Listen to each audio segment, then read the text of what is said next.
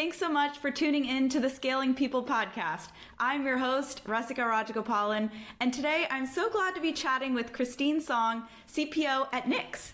Christine has a wealth of experiences leading and scaling high-growth organizations, formerly serving as Chief People Officer at Notch and Coinsquare, to name a few. Having worked with a number of CEOs in her day, I'm really excited to dig into this topic of the CPO-CEO relationship. And so, Christine, thanks so much for coming on the show. Thanks so much for having me, Rasika. I am so excited to dig into this.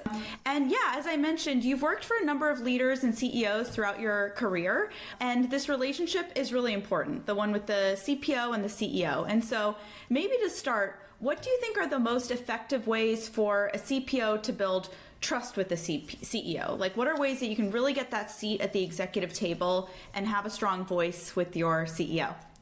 Great question. I think it always starts with the right match. And I usually tell people it's really important to make the right decisions in terms of which company you want to join, but more importantly, which CEO you want to work with. And the reason why I think it's so important is that you can join a company for their mission. You could join because they have great products. You can join because of the culture you want to create.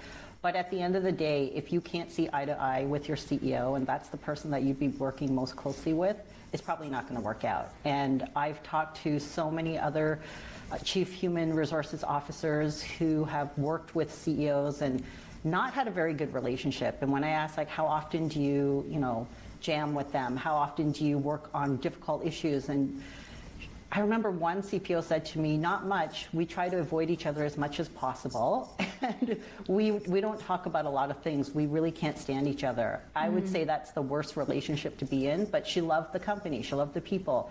And it's hard to continue on being engaged and wanting to do the work that you do if you don't see eye to eye with your CEO. So totally. The most important thing is working with the right person. And the way I make that decision is getting to know the CEO before you take on the role, understanding how they operate, what's important to them, and what you want to build together. And I think when I was really young, in my early 20s, starting off my career, a really successful CHRO said to me, I'm just going to give you one advice for the future. If you want to have a long-lasting career in HR, make sure that you vet your CEO well, because if your CEO doesn't respect the function of HR, they'll never respect you. And I think that was the best advice that I ever got.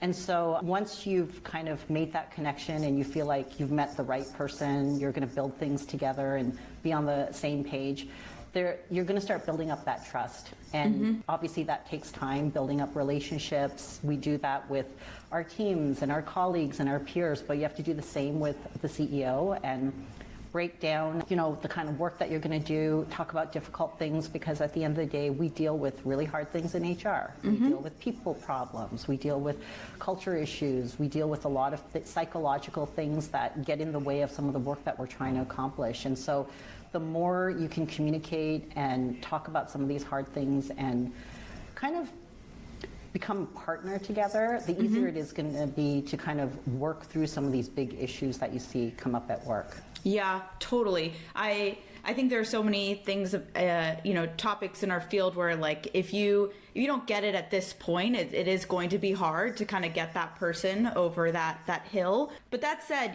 sometimes I've found that it's easy to say the right thing that's going to, intrigue the new HR leader, the people leader. What are some of the questions that you ask to really cut through some of the, I'm going to say this because I want to woo this, really great leader to join the team, but then they come in and discover that it's a very different situation?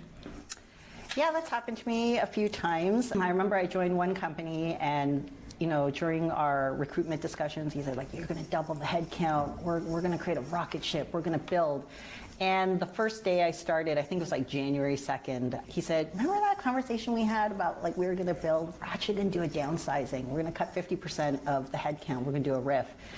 And that was, like, very disappointing, obviously. That was probably the only CEO that I didn't do background checks on. So kind of learned my lesson there. But I would say for the most part, when I do start working with a new CEO, I want to build that trust right away. So I'll say, like, let's just be really honest with one another. If you don't believe in something, don't pretend that you do. Like, let's figure out what the right direction should be, and we don't have to agree on everything. I think that it's good that we don't agree on everything. You're going to have a certain point of view as a CEO, and I'll have another point of view within HR, but there's always a middle ground, and we could find a way to work with each other. So once you've kind of built up that trust, I feel like there's a relief that you'll see coming from the CEO. They don't have to sugarcoat things. They don't have to say the right things so that HR feels appeased. I'd rather have an honest conversation. And I guess the other thing I'll add is that we're all built differently. Every HR leader is built differently as well. We don't all come with the same package and experiences, and we don't operate in the same way. And so I would say a lot of the opportunities that came my way came from CEOs who wanted to directly work with me. I wasn't often hired on by a recruiter. It's usually the founder or the CEO that reaches out to me directly. And I think what's really great about that is they understand how I operate. They know pretty much what I think about certain topics within culture and engagement and HR. And there's like a side of me, I think, that they understand just from my online presence and some of my blogs and what I believe is kind of like a more progressive way to manage the HR function. And so that eliminates a lot of, kind of what you think you're going to get, but you don't know until you work with that person. There is something to be said about the fact that there is a presence that I've shared online quite openly, and that's worked out really well for me. Yeah, that makes sense. I think it's always about both attracting and repelling. And so the goal is not to be eye to eye on every single issue. One thing that I've asked CEOs in the past is, what are your hot takes in the people and talent space? And just knowing that people have taken the time to understand that, hey, this is sort of what this is the side a lot of people are on this particular issue, and I recognize that I'm an outlier, and this is why. Just kind of understanding the things that people feel really strongly about. I love that, and it usually catches people off guard. They don't expect that question, but that's one I like. Yeah. What common challenges do you feel like arise in the CPO-CEO relationship, even if you have a really strong rapport? And are there any ways you can mitigate that? Should you mitigate that? Yeah, just curious your thoughts there. Yeah, I think when I think about all the CEOs that I've worked with, the majority of them have been founder CEOs. So they weren't really like the operating CEO that comes in. So they're usually the ones that have founded the company, either with co-founders or on their own. And I would say, like, sometimes founding CEOs have a bad rap. They have bad reputation to go founder mode, or they add in a lot of their personal beliefs into how they want to build a company. But I think that it kind of makes sense. If you were building a business and you were a CEO and you were a founder, you would want to build a business the way you believe it should be built. And so I think when I think about some of their beliefs, as long as it's not harmful, as long as like there is alignment and it's going to do good by the company, I always used to give the advice to CEOs that anytime you have to make a difficult decision, always think about, is this right for the company? Like, it's so important that you're doing it for the company, not just for yourself. And there's been some really difficult decisions that CEOs have had to make. Let's say there's someone that is a founding team member and they've been around since the very beginning. They're considered an OG and they've got tons of tribal knowledge, but this next phase of the business growth isn't for them. They just don't have the skill sets to do right by the company. And it's a really tough decision. I've worked with a lot of founding CEOs that have to make a difficult decision, and I honestly let them make that decision, but I always say at the end of the day, just think about what's right for the company, not what's right for ourselves or even for our teams, but for the company. And they always end up making the right decisions. I try to operate the same way myself, and then I always find there is alignment where we are doing the right things. But again, I think a lot of the decision making within the HR sphere is tough. Like, we deal with a lot of things. There's no playbook for it.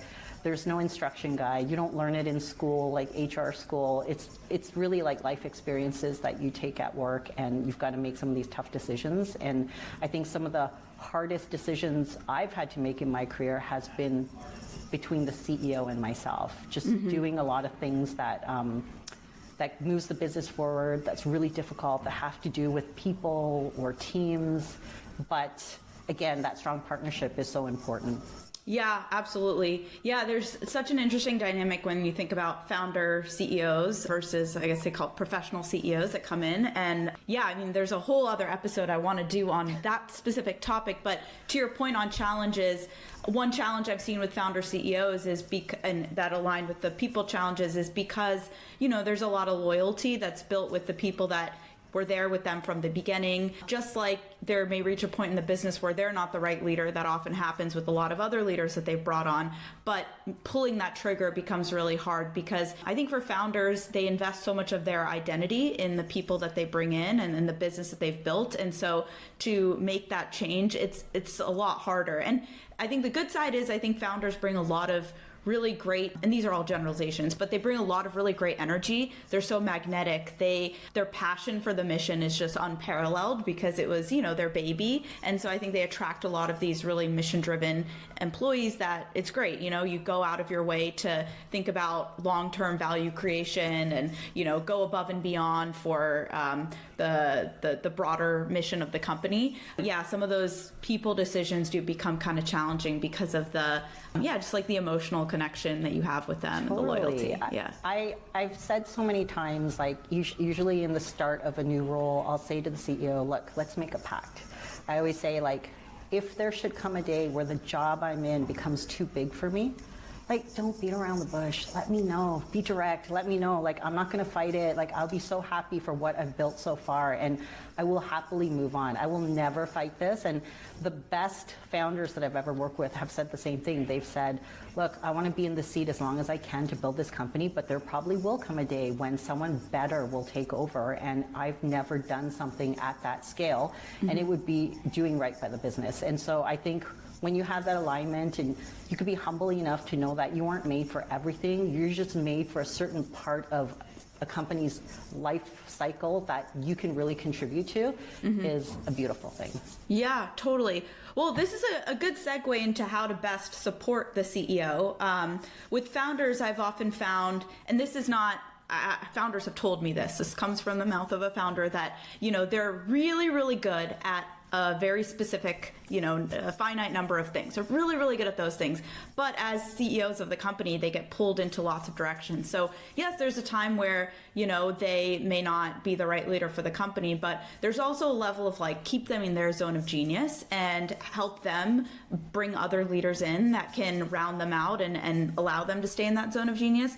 So I'm just curious, how have you supported the CEOs that you've worked with? How do you push back when, they're getting in your way, or their philosophy on something may be holding the business back? Like, how do you kind of manage that really intricate dynamic? Yeah, I think it kind of starts with ensuring that the CEO is coachable. Like, I've had conversations with a lot of CEOs in the very beginning where they've assured me, I'm really coachable, Christine. Like, I want your advice. I want you to be honest with me. Be direct. Don't ever hide the feedback. Just tell me what I need to do. I need to hear it. I'm going to grow myself. And every year I've got to fight for my job. And so that in itself is great. I think that you're right. The CEO gets pulled into every direction. And the best thing that I could do to support the CEO is to ensure that they don't burn out, that they're focusing on the areas of the business where they can bring value. And I always have to tell them to preserve their time. So it's like being in my role, there is a CPO day job, and there's also all these other things that CPOs do. So there's a lot of mentoring and coaching and advising, and it can be a lot and overwhelming at times. But I think that when you're kind of partnering with the right CEO, you're in this like wonderful spot where you can contribute and bring a lot of value for them, and they truly appreciate it. I've had CEOs actually tell me, like, you haven't just been a partner, but you've also been a mentor. You've really helped me to, build confidence in myself, and you've helped me to manage my mental health issues, because it's really tough running a business and I've never done this before. And so there is this personal side that really makes me feel like I'm doing something more than just a job in HR.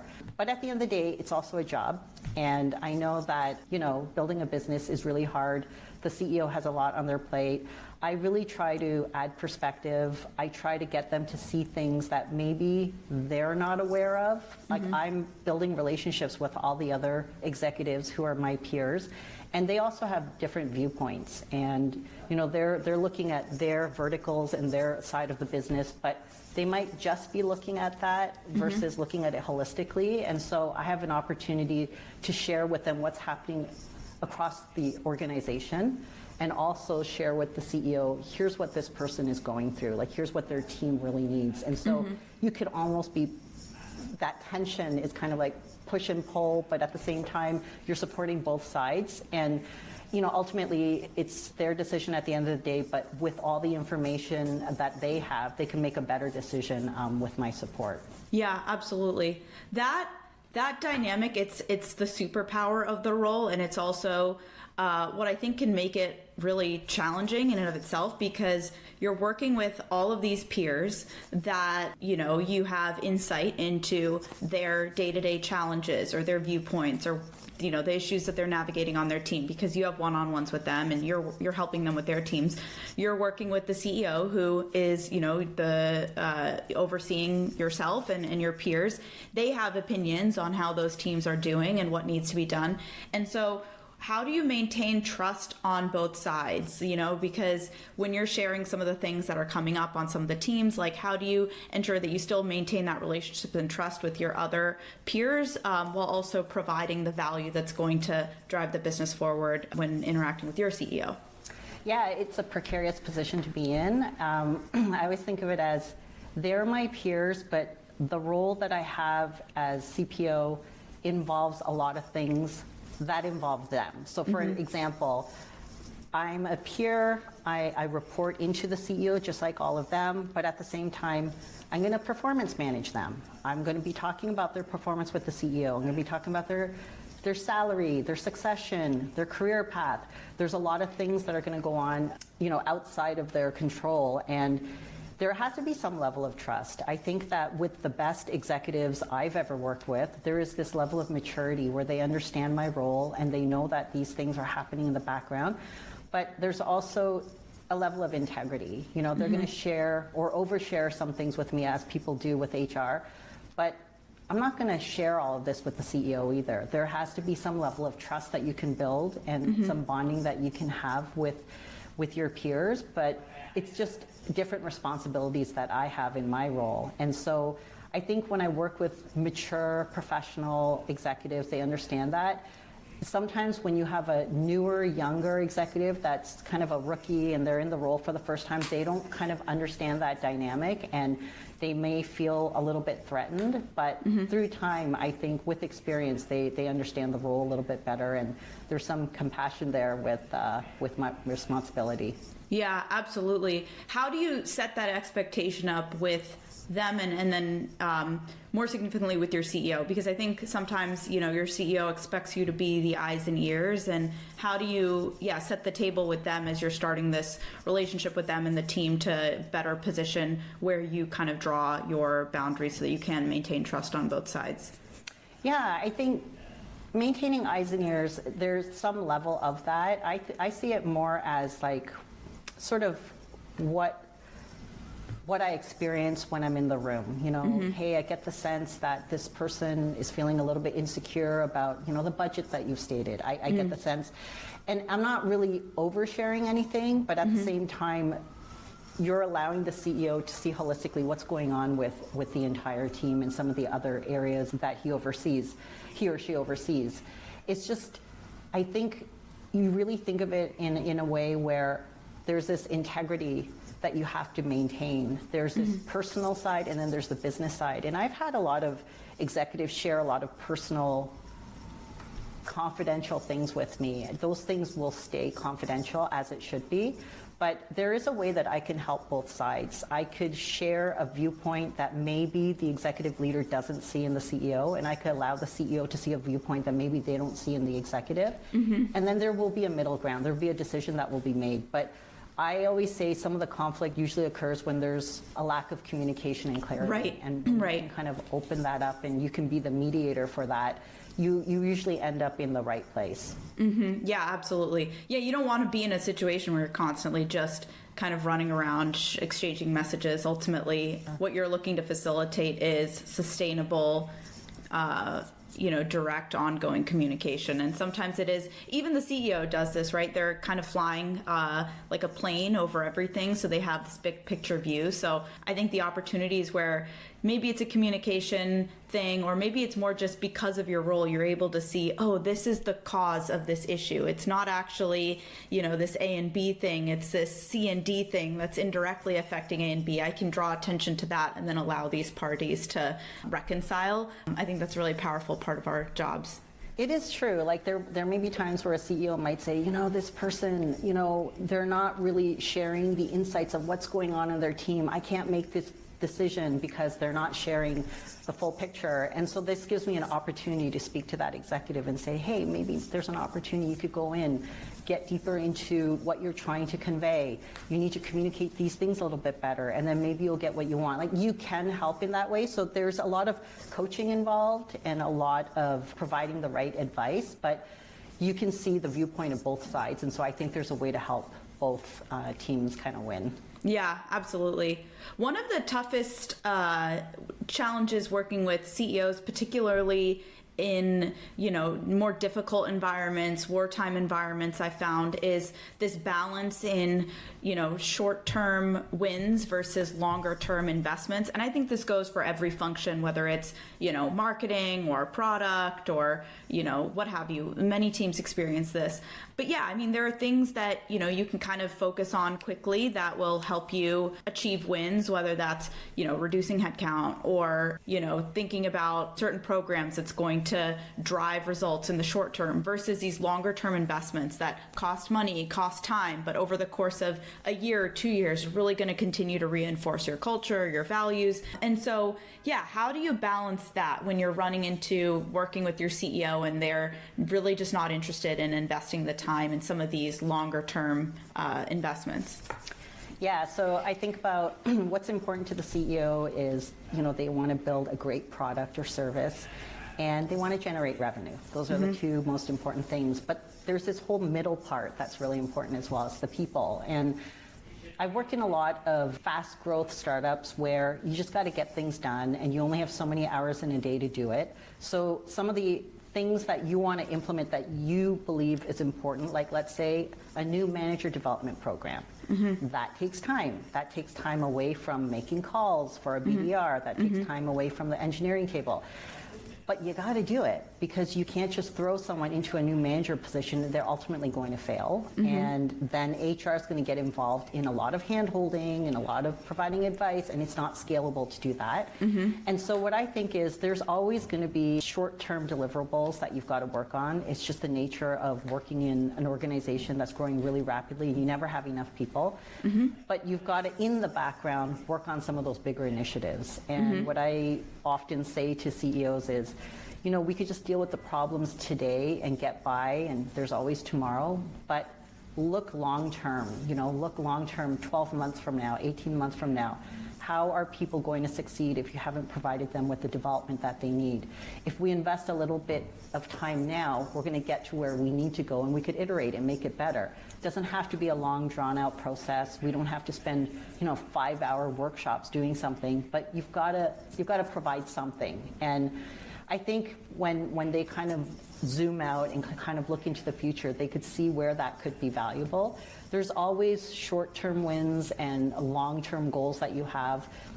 If you only focus on short-term, ultimately the company's going to pay a price. And there's going to be like the debt that you owe in the future, similar to technical debt. I call it like organizational debt. And so you've got to work on that now. And I've never really worked with a CEO that didn't believe in those initiatives. It was just like time constraints really bar them from really diving deep into it. But I think when there are some times in a business where it is a little bit slower, it is a little bit quiet, those are the best times to launch learning programs. Those are the best times to invest in the future.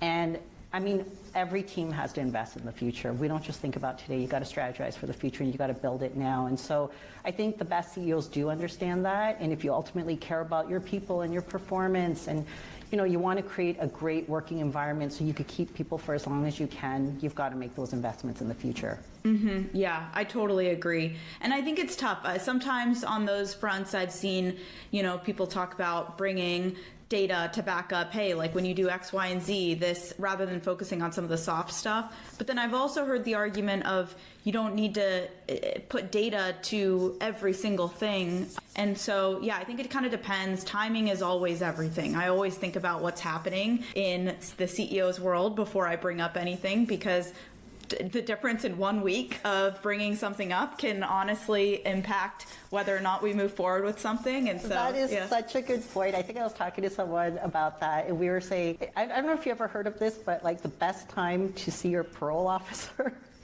was like 10 o'clock in the morning. They've had breakfast, they've had coffee, and you're probably going to get that approval. Sure. So I agree. Like, I think knowing your CEO, what's on their mind, what's going on in the business, you got to have some tact there and fight your battles. Pick which hill you want to die on. Mm-hmm. Yeah, absolutely. Agreed.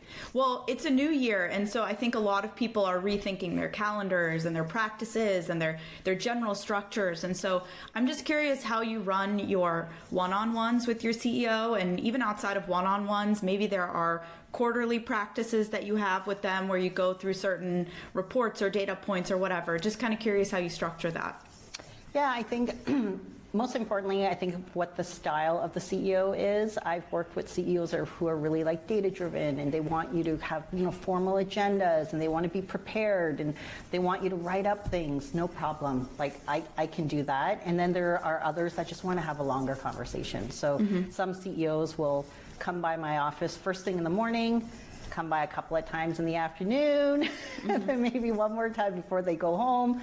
And you're getting everything out there. So I can work with both. I think what's really important is it is good to have a formal agenda. It's great if you have a software that will track your conversations and some of your key initiatives so that you can keep on top of things.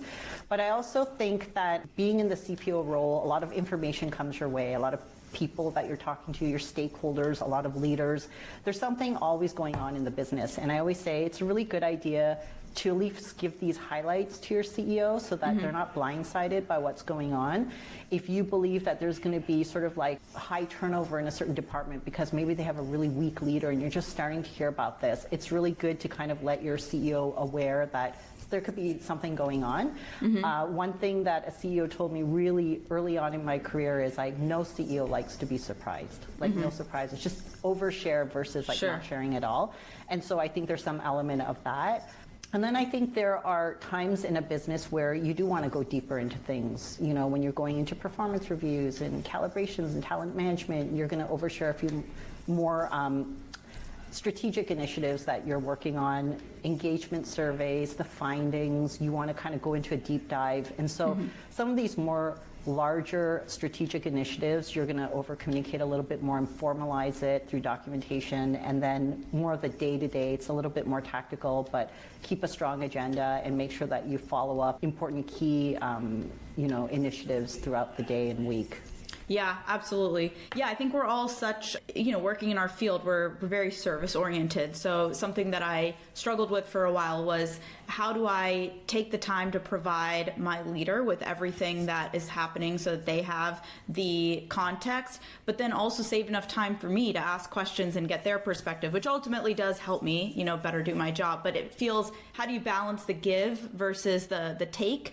One thing that I found helpful, I think lots of leaders, I'm sure you included, do a version of this, but every quarter I do like a little red, yellow, green exercise with all of the teams. So every department, green means things are pretty smooth. Yellow means, maybe there are some challenges that we're working through. Red, there's lots of stuff going on.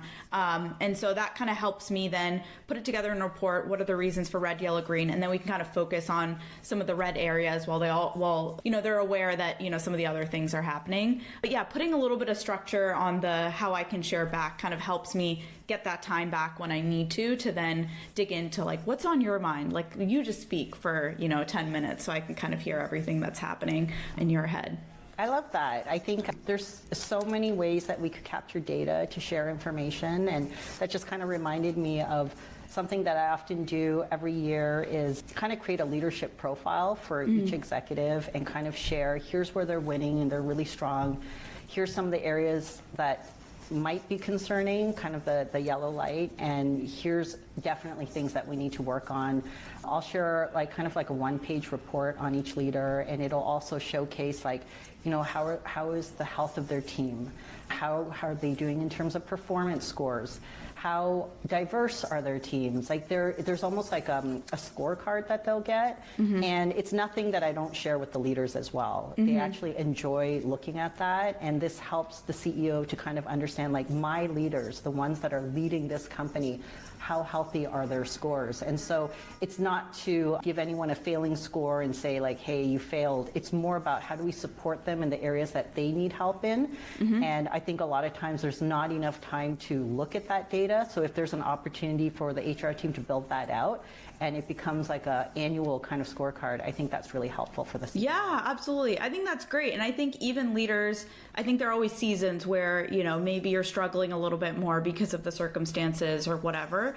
But I'm such a believer in strengths-based, approaches. And so in a report like that, you're able to really show the multifaceted, these are all the things that are great. And these are where I think sometimes CEOs, because they have to, they're processing a lot of information. It's very things are on fire or they're amazing. And so by being able to provide that multi-dimensional look, even in times of struggle, you're able to then really show the CEO how he can or she can leverage their strengths to overcome some of the difficult situations that they're navigating. Love it. Yeah. Well, this was so fun. Such a great way to kind of kick us off. And so, Christine, I really appreciate you taking time to come on the show and for sharing your story and everything you've learned through your journey. Love picking your brain. Thanks so much, Rasika. It was so much fun. It's great to finally meet you as well. I'm glad we connected.